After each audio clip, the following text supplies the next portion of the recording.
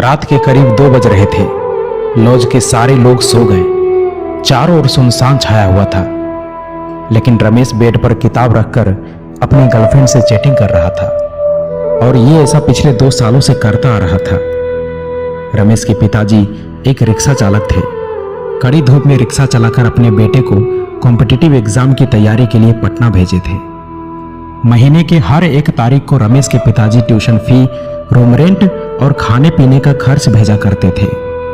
लेकिन एक दिन की बात है, अचानक रमेश की मां फोन करके कहती है कि बेटा, पिताजी की तबीयत बहुत खराब हो चुकी है, तुम जल्दी से घर आ जाओ।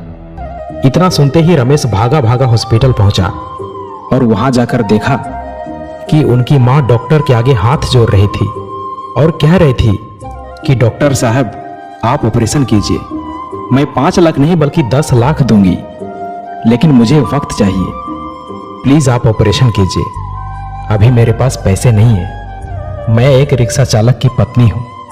लेकिन डॉक्टर साहब हर बार एक ही बात कह रहे थे कि आपको पहले एडवांस पेमेंट करना ही होगा, तभी ऑपरेशन शुरू हो सकता है। रमेश की मां गांव के सभी लोगों से मदद मांगी, लेकिन किसी ने भी उनकी मदद नहीं किया। ये सब देखकर रमेश की आंखों से आंसू नहीं रुक रहा था और पैसों की कमी के कारण अपने पिताजी को खो दिया।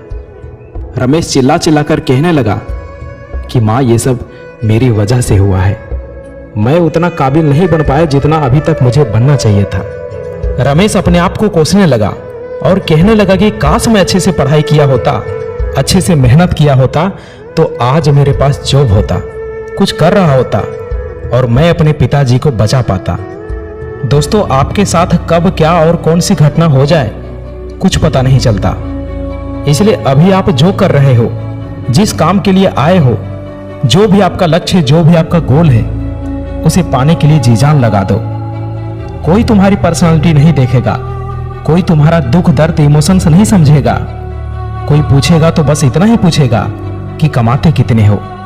घर वालों ने तुम्हें नाम दिया, अब पहचान तुम्हें अपने दम पर बनानी है। अपने काम के प्रति इतने ईमानदार बनो कि असफलता दूर दूर तक नजर ना आए। प्यार का सहारा लोगे तो एक दिन बर्बाद हो जाओगे। अपनी शान और पहचान बनानी है तो मेहनत का सहारा लेना ही होगा, जी जान से मेहनत करना ही होगा। रोना बंद करो और अपनी तकलीफों से खुद लड़ो। देखो, समय तो तेजी से निकल ही रहा है। अगर वक्त के साथ मेहनत नहीं की, जिंदगी के एक एक महीने, एक एक सप्ताह, एक एक दिन, एक एक घंटे की वैल्यू नहीं की, तो साल के साथ साथ आपकी आधी जिंदगी कब निकल जाएगी कुछ पता नहीं चलेगा। याद रखना, कमजोर तू नहीं, तेरा डिसीजन है। तुझे तेरी डिसीजन से भी ज्यादा जिद्दी बनना पड़ेगा। याद दिला खुद को कि तुझे तेरी मंजिल बुला रही है। खुद को ऐसा बना कि तेरी मजबूरी भी तुझे तेरी मंजिल तक पहुंचने का रास्ता लगे। देखो, आपका इस धरती पर आना आपके हाथों में नहीं है और जाना भी आपके हाथों में नहीं है, लेकिन इसके बीच का सफर तो आपके ही हाथों में है। तो क्यों ना कुछ बड़ा करके जाए। अरे, तुम्हारी जिंदगी में सभी दुखों का नाश होगा अगर तुम्हारा संघर्ष सबसे महान होगा।